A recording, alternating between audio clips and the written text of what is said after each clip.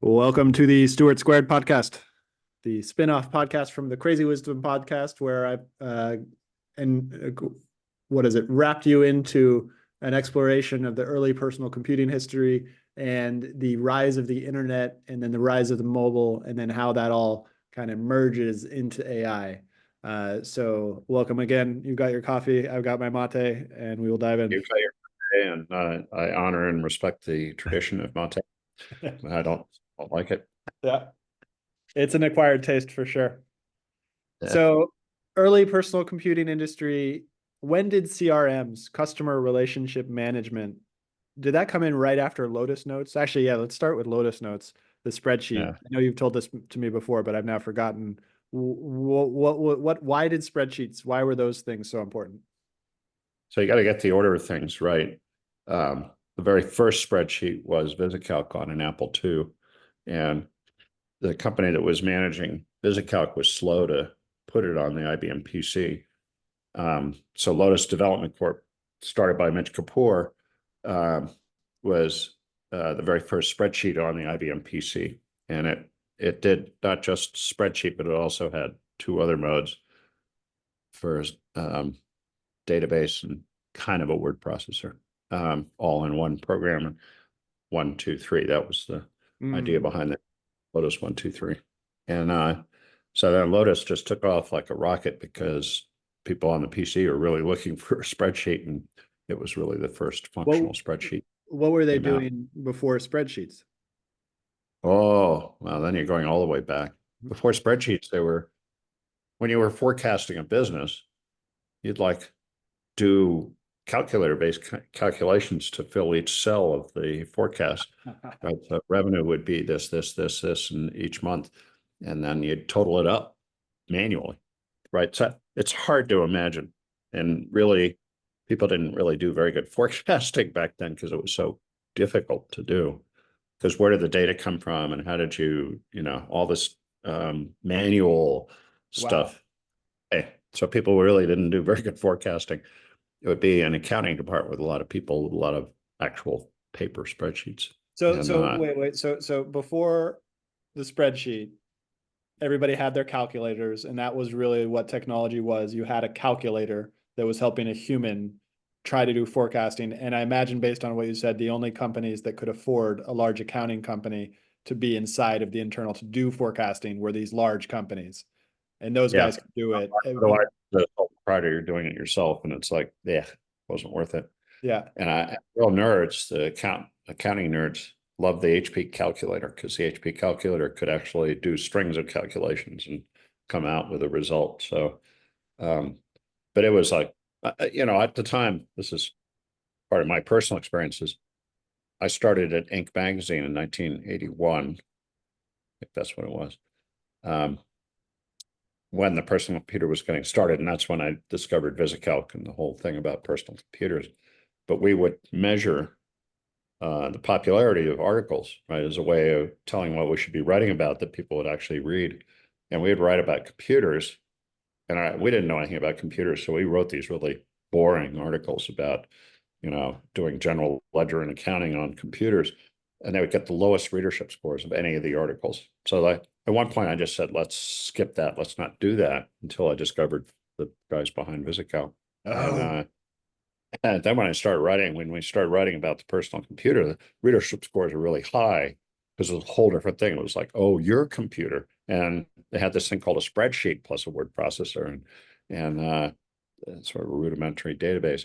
And so people could buy their own computer. And what happened was, before the IBM PC was introduced in the fall of 1983, I think it was, the accountants in big companies and in accounting companies would buy an Apple II and bring it to work, because the IT people didn't know what it was. They're all about mainframes and mini computers, and so the Apple II started showing up on people's desks in big companies, and the managers are going like, "What's that?"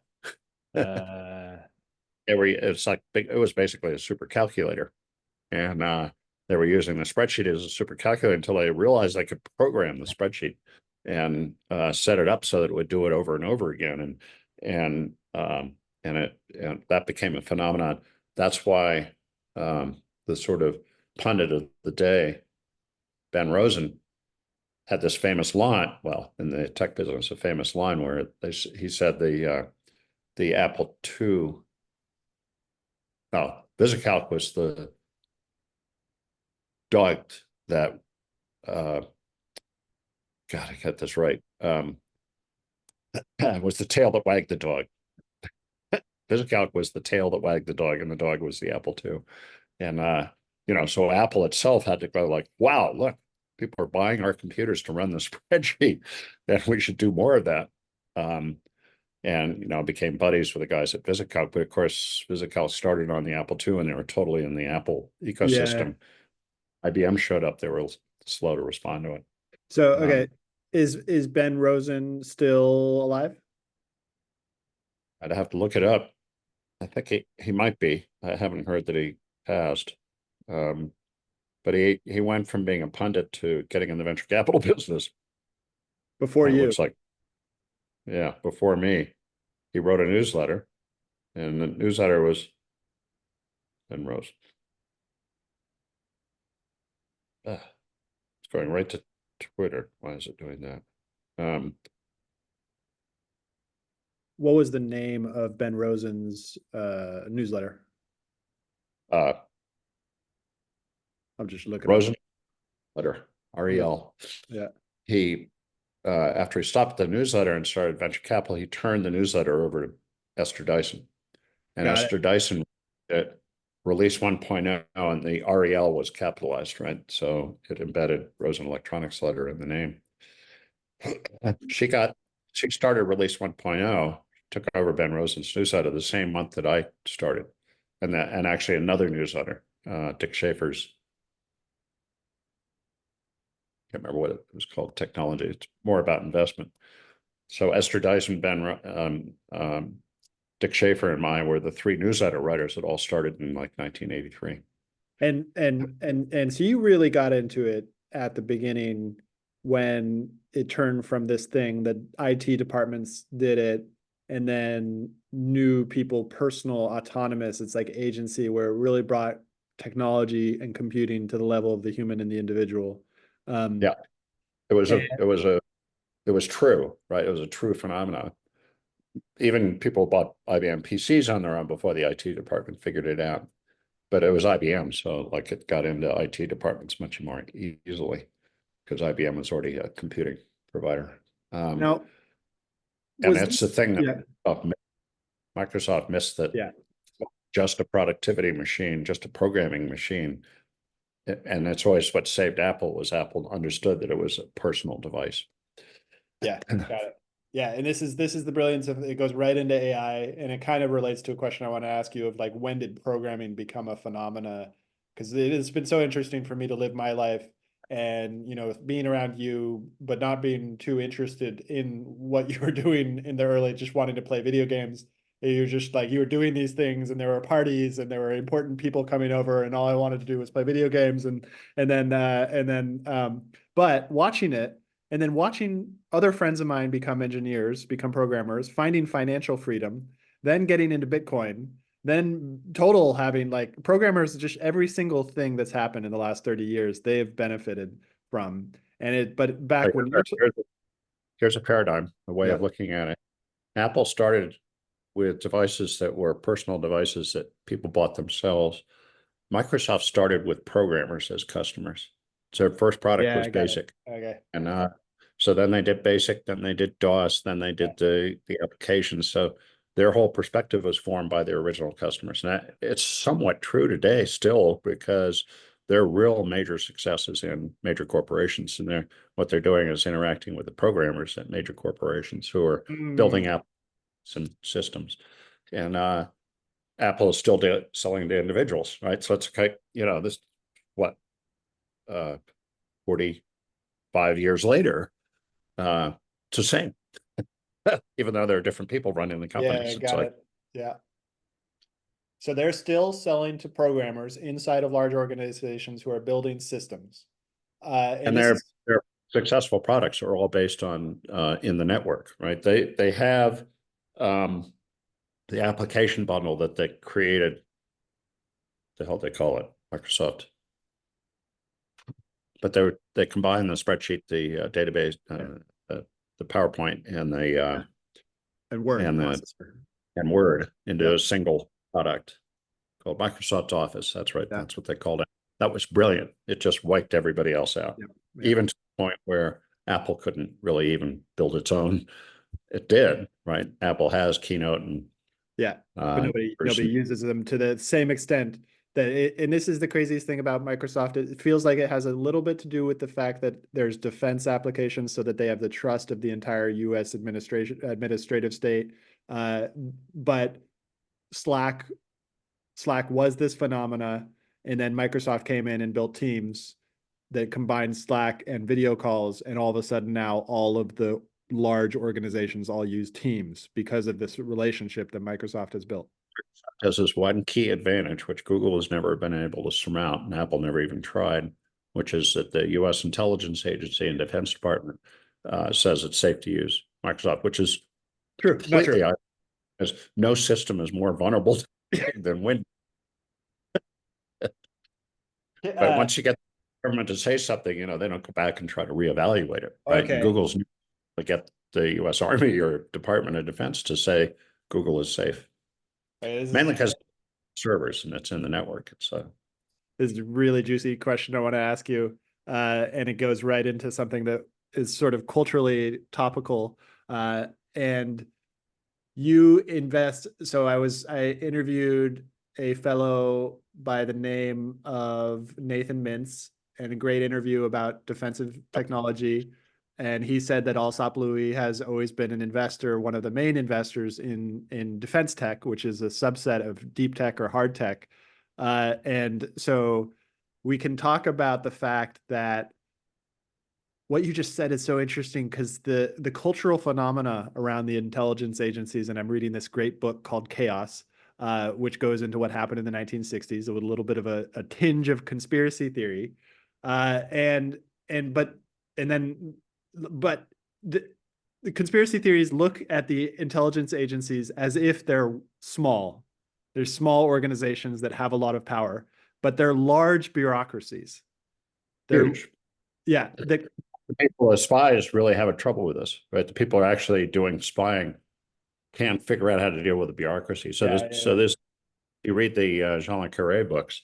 There's always this lady, usually an old and not very attractive lady in the basement, who manages developing covers and has all the files and the history of the agents, and knows everything that's going on. And that was the counter bureaucracy. That's how the spies were effective, because they always had this kind of one relationship inside the bureaucracy that they could figure out, understand, and trust, because they go out and risk their lives to spy. It's beginning to change, of course. Now it's all digital. Well, not all digital, but it's getting more. So can we talk about going through the history? And as you know, your grandfather worked for the OSS, which is the predecessor for the CIA. So he was a spy during World War II. And your Aunt Buff has written this book called The Daughter of Spies, because when they met, your grandmother and grandfather met in London, and they were both working for intelligence agencies at the time. And so they were both spies. And that was before the bureaucracy existed. So that was still when the it didn't even exist. They created out of whole cloth the Office of Strategic Services during World War II, because America had no history of spy agencies. And they learned from the Brits, because the Brits had spy agencies for like 100 years. Yeah. And they knew how to do it. So then the bureaucracy arose. At what point because Alsop Louis invests in companies that sell to the bureaucracy. Is that right? Not necessarily. That's a very difficult thing to do when you're a startup. So, part of the context here is the guy I chose to be partners with, or that we chose to be partners. Had started Incutel, which was the so-called CIA's venture capital fund, although it was not like any other venture capital fund at the time. And so he'd figured out how to master the bureaucracy, including the difference between the executive branch and the congressional branch, because he intuited wisely that the CIA could not have its own pool of money.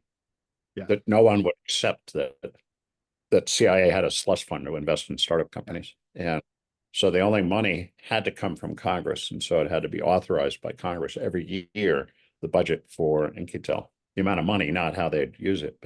And then In-Q-Tel would serve as a filter between the intelligence agency, including originally CIA, but then included the FBI and NSA and others, and the startup companies, right? So the startup companies actually never talked to the intelligence agencies. In-Q-Tel would be in between. And it was a massive insight that led them to be successful. And now, like there's a story about Palantir, about how In-Q-Tel put $2 million into this massive company that's spying on everybody. Yeah. Well, of course, because it's all about funding technologies from the intelligence agencies. It's like, get over it. Anyway, I can go on forever about that because I learned a lot from being partners with Gilman Louis, for those listening, is Alsop Louis. And I learned a lot from him. And not because he told me, he could never tell me anything, but I got to know him so well, I could tell what was going on without asking him. Yeah. And sort of like reading the tea leaves or being able to read upside down. So can we go into the Palantir part? What is Palantir? What did that represent in terms of all these things we've been talking about, the rise of the personal computer? What is Palantir? So, first of all, the New York Times did it. Maureen Dowd from the New York Times just did an exhaustive article, it's very long, about Alex Karp, the CEO of Palantir. Yeah. Because their stock's been going up. Yeah. People are beginning to notice that the company is growing and profitable and selling stuff to everybody except the people we don't like. And so I just note that. I can send you the link to that. But so Palantir and Gilman worked with, this is part of the kind of unpublished history of Palantir, but Gilman at In-Q-Tel worked with Peter Thiel, the initial founder, to create Palantir. And the whole thesis for Palantir is that you use all of the assets of technology, neural networks, machine learning, now what's now called AI, but it's been there forever. Yeah. All of that to keep track of everything that's going on so you can spot anomalies and figure out when something's not supposed to be happening. And they're really good at it, right? Palantir's, they were started. Are they 20 years old? I'd have to go figure that out. I'll check. But they've been around for a while now, right? And so in the beginning with Palantir, the big knock against it in the venture capital community is just a services company. It's like they go in and the software for every client, and it'd be different for every client, which was true. But they powered through that. So they had to raise a lot of money to get through that because that's not very profitable until they had specific products that they could sell that were easy to install and the customers could manage them.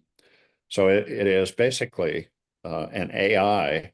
It's not one AI, but it's a network of AIs that sits there, listens to everything and is searching out anomalies that would indicate that there's something bad going on. That's a gross oversimplification, but. I mean, this gets into very, very interesting territory for me because I'm trying to figure it out because we have this bureaucracy. Everybody implies that the bureaucracy is the spies, all the spies that you're referring to that are going and doing these things. But that bureaucracy is a large managerial thing that can't be swayed, that things are kind of being sold to through In-Q-Tel. And then you have Palantir, which is essentially just looking for anomalies in this thing. And I imagine that part of that siphons off into the spy part. But why are people so afraid of this thing? Because it feels like many people mistake the spy thing for like my grandfather going off into France doing spy stuff and think that that's what's going on now. And part of it is there is something there as well. But for the most part, it's this large bureaucracy that somehow interacts with another large bureaucracy at the executive level, and also another large bureaucracy at the congressional level. I don't have a point here. I'm trying to map it out. Well, I can try. So as you know, the US government is organized in three branches. Yeah. The executive branch, the president, he runs everything that is in the executive branch. The commander in chief as well, because he runs the military as part of that. And then you have Congress, which is like this assemblage of two different parts. The Senate is two people from every state, so that every state has some power. And then a House of Representatives, which is based on population but is always 535 people. So each congressperson represents more and more people as the population grows. So there's these two systems interact inside the congressional branch, and then the Supreme Court, which is a check on both. Yeah. In theory, right now it's like gotten a little weird. Yeah. There's no other country that operates like this. Not the way we do.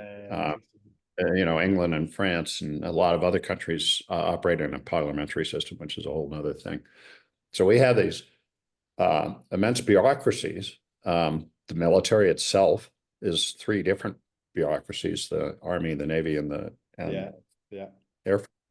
And then the intelligence agencies, which are not just one, right? There's the NSA, the CIA, the NRO. There's another one in the FBI, which is domestic. And so there's other little bits and pieces of it. And they're all very jealous of each other. They have different cultures, different histories, right? So the CIA comes out of the OSS, the NSA came, right? The ability to listen to everything. Where did the NSA come from? You cut out there. Yeah, well, it was split off from the CIA as NSA's fundamental job is to listen to everything. Yeah, and know signals intelligence, lights and other technologies. NRO is about surveillance. No. Reconnaissance office, something like that. They have a different names. Anyway, so there are all these. So the intelligence community is a bunch of different agencies. The military community is another one. Then you have the executive branch running the government with all the departments, right? Interior, health and safety, the other. And so to take it back to what we originally started with, which has got me onto this whole fascinating tangent, is that Microsoft in the 1980s basically sold to all of these people for their computing needs.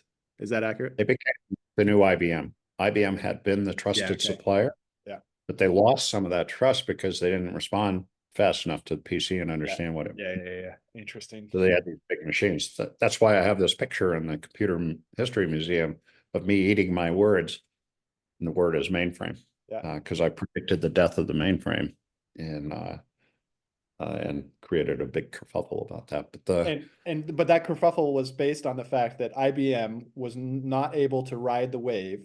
Microsoft came in as a new entrant riding this wave, sold to all the defense people. The defense people now trust it on this long time horizon. Yeah. And this gets into back into the Nathan, the interview I did with Nathan, which is that he says the enemy is on a 30-day acquisition cycle in terms of the drones. They're testing, manufacturing, learning in the field, and then deploying again on a 30-day cycle, whereas the US is on a 5-year cycle. And so shorter, but it's really actually more like 10 or 20 years. But you build an aircraft carrier and you stamp out a bunch of them over a period of 20 years. You don't actually change them very much, although nuclear is a big change for aircraft carriers and submarines. And so it's like the time horizon. If he's saying 30 days, it's more than 5 years, really, for the US government. Yeah. And what he's referring to is the Ukrainians, who are like desperately trying to compete with this monstrous thing, who doesn't care about throwing soldiers at the problem, and so they're using technology to compete and agility. What they're encouraging Russia is brilliant. It's just like really brilliant. Say it again. It's like, what do you mean? The Ukrainians have gone across the line into Russia and taken a piece of Russia.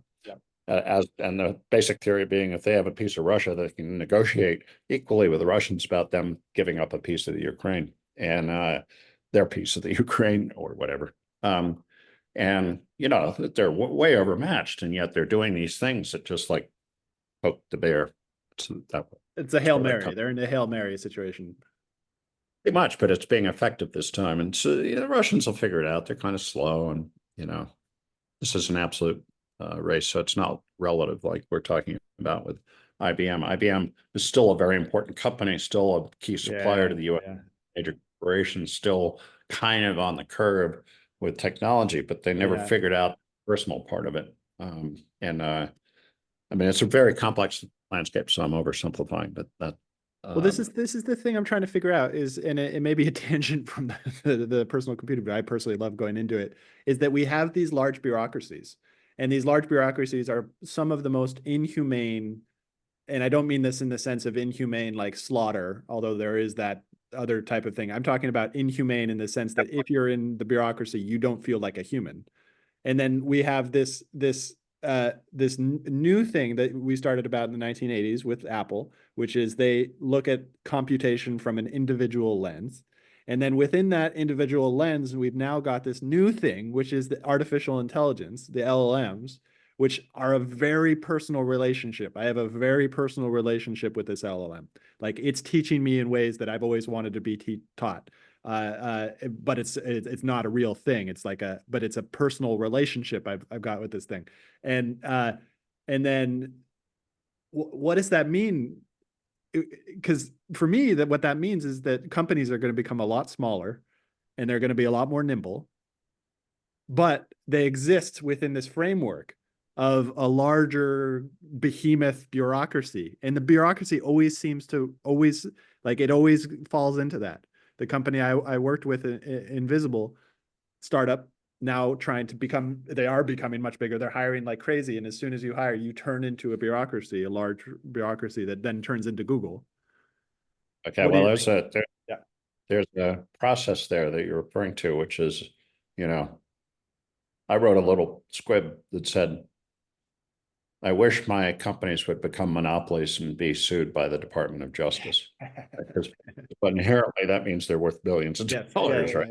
Yeah. I make a lot of money. Mm-hmm.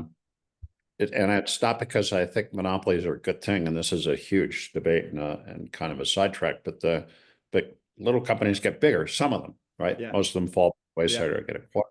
And then you end up with these very big companies, Apple, Microsoft. Apple and Microsoft are the two original PC companies. They're both worth more than $3 trillion now. So for now, the bureaucracy. Yeah. So there's always generations coming along. Google just, Microsoft, Bill Gates wrote a thing about how he just missed the boat.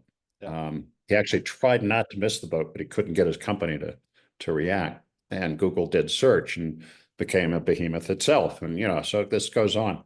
Oracle it was a behemoth, and Mark Benioff worked there, but then he split off and started Salesforce, and Salesforce is now a behemoth. And this is happening in everything, the chips business and all of the services around a lot around chips. And, so it's a process that's always going on.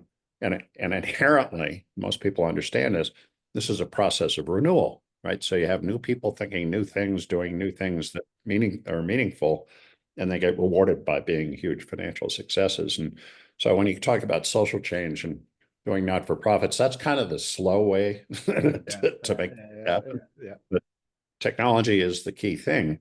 Then the companies that affect change get rewarded. Now, it's really interesting in AI because the perception is that Google was plodding along doing AI research, and it was the preeminent center of AI research. They hired all the really cool AI guys, and they're all in there, mostly gone now. But and then this upstart, OpenAI, steps in and goes, "Hey, look, we just released our generative AI chatbot, and boom."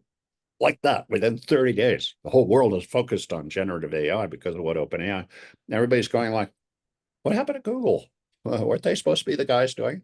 And so suddenly they're in a mad scramble to try to stay up with this startup, which is now being valued at a significant fraction of Google. And because Google is also, I think, valued at $3 trillion.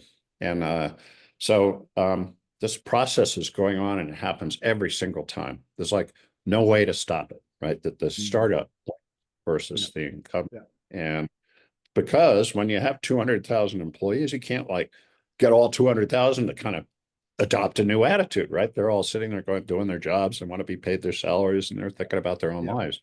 And but a startup's only a few people and they're all like dedicated to working their butts off until, you know, it works.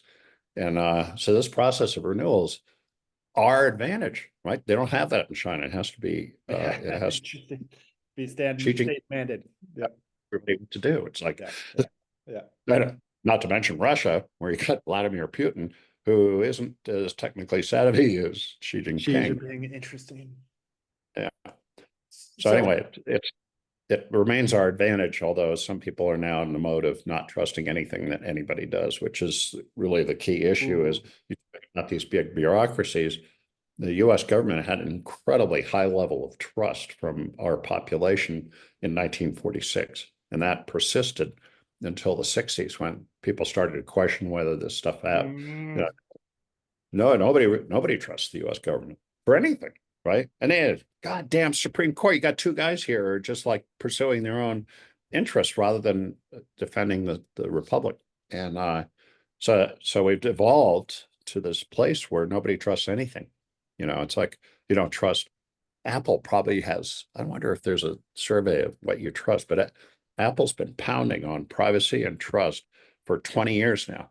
And you know, they're there to help the consumers. So a lot of the reason that Apple has this incredibly powerful customer base is because those customers trust Apple to put them first, right? And to protect their individual interest.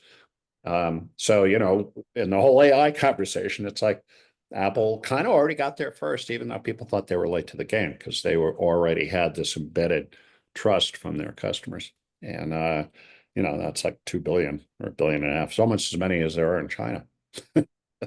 So this is all very interesting territory. The thing that I felt like there was some skepticism towards from you is that basically I said that this large bureaucracy, maybe it's a personal disgust with being in part of them and interacting with them, that I don't want to do that anymore. And I'm hoping that the rest of the world follows my particular eccentricities. Let's not make this a therapy session, by the way. But I didn't mean to. I'm giving you insight into the thinking of this. And was there millennial, you reflect a common, I won't call it common, a point of view that's shared in your generation about therapy of everything, basically. Well, not therapy is everything, but the mistrust of bureaucracies and you know, a desire not to play the game. Oh, interesting. Okay, yeah, that's interesting. Further, when you go put down further generations, God knows what Ava and Adam are going to be like, particularly with a communist mother. But so you know, the level of trust is generational, right? This is what happened with Biden. Biden is my generation, right? He's only 9 years older than I am, and he was operating the way he'd been operating for 50 years, and it's like he thought that was okay, right? But you know, most of the voters out there now are not my generation. We're no longer the majority. So the younger people are like, what the hell are you defending Israel for when, you know, the Israelis are like killing all these Gazans? Like, what's that about, right? They don't remember Israel's state being created and that whole history. So this happens all the time, right? We used to rule because we were the baby boom. There were 4 million babies a year between 1946 and 1964. And so there was a huge cohort of babies who infiltrated all of the systems of government. And so do you think that AI will lead to smaller, leaner teams, or will it just be another renewal where large companies will just, that it's a part of a reality that large companies outperform small companies? Our economic system rewards scale, both in government and in commerce. It just does. It's our system. It's worked pretty well. So it's like, okay. So the inherent value of AI is personal at some level. And because it empowers the individual to be able to see more and understand more. So that will still be organized into big companies economically. And so, there's some concern that, one company will control, like OpenAI, will control all of it. But it's clear now, Yep. Claude, Yeah, there's four of them. Google search right now is really interesting because Valerie was talking to me about horses, and she said her horse went lame during a thing that she was doing this weekend. And so I thought a horse lame had to be shot. I didn't say that to her, but I looked it up on Google and it told me, no, lame is actually a much lighter term. And, it means that they're having a little trouble with muscles or something like that, which is what's going on with her horse. I can do that, in a couple of 20, I can figure out what she's talking about and inform myself. That's which is not a topic I know anything about, right? I'm not a horse person. And so that empowerment, it is a thread that's coming out of the personal computer industry, but it's much more about the system as a whole. And it goes to, we talked about the Evernet. It's the same thing. Evernet's going to be this huge system, with tens of thousands of satellites in the sky. But the real benefit is I'll be able to ignore the big carriers and cable, all these behemoths. So how does that not lead to a world where small teams outperform large teams? Like, it feels like everything you just said, the empowerment of the individual, will lead to a place where a small team of maybe less than 150 people, because I run into this thing of anytime you get above 150 people, it introduces coordination costs that make it harder to be more productive. And then okay. Have you ever read The Mythical Man Month? No. What does it mean? Yeah. This is a stable issue, right? Yeah. No matter what's going on, what you're talking about is true. And in the 1960s, late 60s, your Uncle Joe would know that intimately. IBM had a product called the System 36, or 36 might have been the one that happened after, and they had something before that. They faced an architectural problem, which was their machines had been designed as these huge systems with software. Software always existed, but people didn't understand it was something separate. So they had to build a new operating system to go with the new machine that they designed. And so their initial attempt was to hire more and more people. They had like 3,000 people working on this operating system, and it just failed. They could not build the operating system because there's too many people involved. Yeah. So the guy, and I think his name is Albert Brooks, but no, that's a comedian. But you can look it up. This guy, they assigned this guy to fix the problem. We've screwed up. We're months behind. We can't figure out how to solve this problem. So put one guy in charge of it, and he came up with the Mythical Man Month, which is the idea that you can measure productivity on a constant basis as it scales. And in software, because a core part of software is being able to communicate with each other, you can't have too many people involved. You have to have small teams. So most software development has since been organized into small teams because, a unit of 8 to 10 people can communicate effectively when they're developing a piece of software, a complicated piece of software. And ironically, Microsoft ran into exactly the same issue with Windows 360, I think it was called. And they were trying to rebuild the operating system from the ground up to do all these different ideal things, which Gates had a vision for, and the effort failed. They couldn't get it out.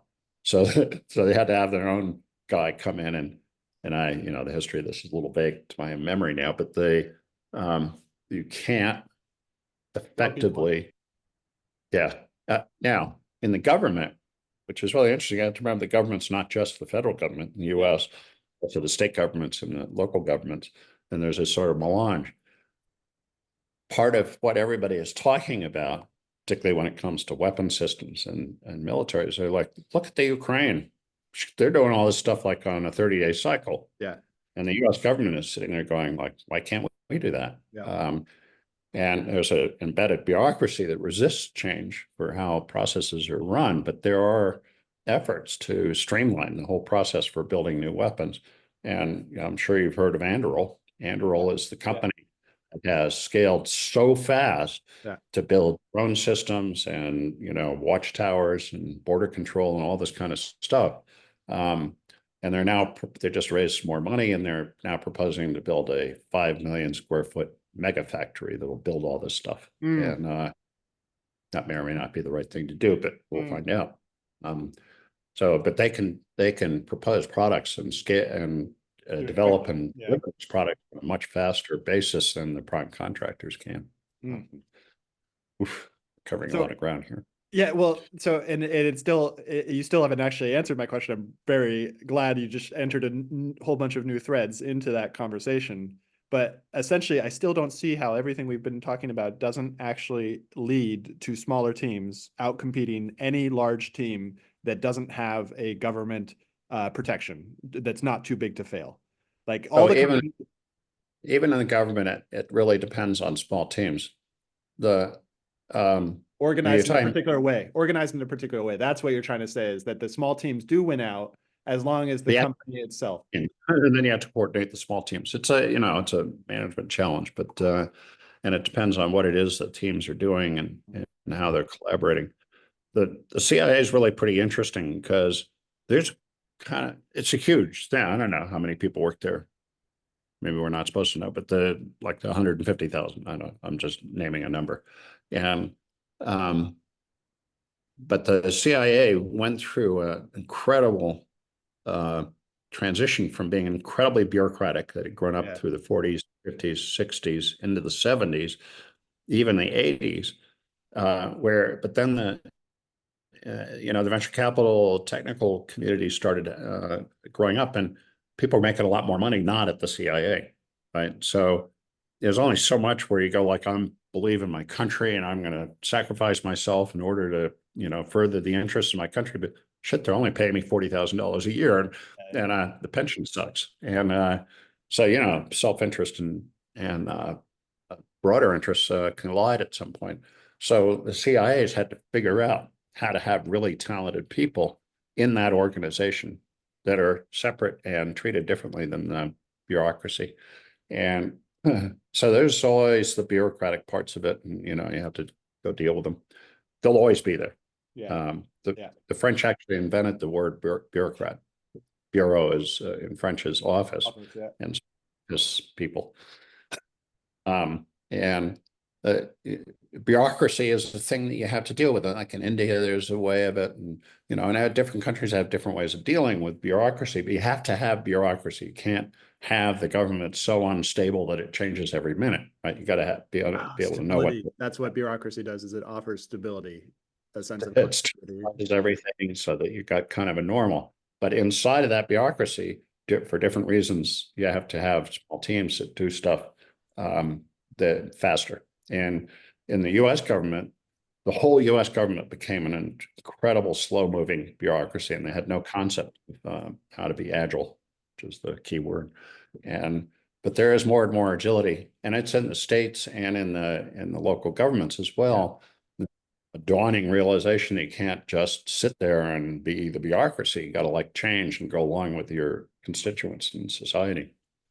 So bureaucracies are inherently inefficient, and you kind of want them to be inefficient. Yeah. Okay. It's different if you're really hyper efficient. You're like Microsoft, and you're an aggressive monopolist, or Amazon or others. Yeah, interesting. It's like the cancer growth. Cancer is essentially a very efficient way of growing that also destroys the host organism, basically. So bureaucracy started in the 16th century. The word itself, but really Napoleon created bureaucratization of a new civil service, and it gets into the 60s again because that was when your generation, maybe a little bit before your generation, said, we're done with it. We're done with the whole thing. Like everything goes away and let's start over again. But they couldn't do it. That's impossible to do. They weren't part of the incumbents. They weren't incumbents. The only way you can change the system is from inside. And that was the lesson of the 60s. Can't change the system from the outside. You have to change it from the inside. So then all those hippies cut their hair and started getting elected, and and took over Marin, which I find the funniest part is that Marin is all of the hippies who ended up selling out and making a whole bunch of money, basically, and took over Marin and San Francisco. Getting their Mercedes-Benz and Yeah. hiring a psychologist. Okay, for the last 5 minutes, what happened in the 1960s? Just like as a, it doesn't need to be about technology, doesn't need to be, I just want to understand your impression of what happened in the 1960s. 60s where my generation lost trust in institutions, right? And that started with the U.S. government and military in particular, but it spread to ultimately where it's kind of a surprise to us, actually, because we still trusted academic institutions and research organizations. But now people don't even trust that. The whole thing that's been going on with the Palestinian protesters on campuses, where the presidents of these huge universities are getting fired because of how they reacted to it. You know, the idea of academic freedom and a university was a protected area where you could think anything you wanted is gone. Well, it's not gone, but there are people trying to restore it. That there's no trust in institutions now, not any trust at all in institutions. That's a really hard thing to solve. And, you know, this is where it comes to my belief that good things only come out of bad things, right? So we're in this really sticky situation right now where nobody trusts anything. So, hey, do people trust Kamala Harris more than Donald Trump? Yeah, maybe because she laughs and, you know, she's kind of more approachable, but not because they trust anything she's actually going to do. And that's just the way things are now. So how do you solve that problem? You know, hope to God it's not a bubonic plague or, you know, or a nuclear war or something. It's just like everybody goes, oh, fuck, it didn't work. So we better go back to believing in our institutions. Yeah. True in Israel. I mean, Israel has lost faith in its institutions. Yeah. It's a worldwide, everywhere in Western civilization, except where I am. This is the only place where people currently trust the government. And it's only because Belay went in and said, all that stuff hasn't worked. So let's try something new. And they're going along with it and hoping to God it works. It's it's a total Hail Mary. It's a deepest, darkest of the night type of thing. And it's economically speaking, very, very deep and dark here right now. Like my maid, the Xi Jinping in communist China actually is pretty stable, and the population is believing in the system, even if they have to pay a price for it. Well, I meant Argentina is the only place in the Western world where this is where there's trust in institutions. The whole world is something different. And yes, China probably has a lot of trust in their institutions, but the Chinese system is not one I personally want to be living in. No American would want to live there, right? That's why we don't have anybody like being traitors to the U.S. because nobody wants to live like that. Not here. Yeah. Okay, really brilliant. I'm very excited about publishing this one. I feel like this was our best podcast. You have nothing to pitch, I guess, because you're not writing anything right now. But I'm not investing currently, and you know, I'm taking it easy. Yeah, I am old. Okay. Well, we'll see you next week. Okay.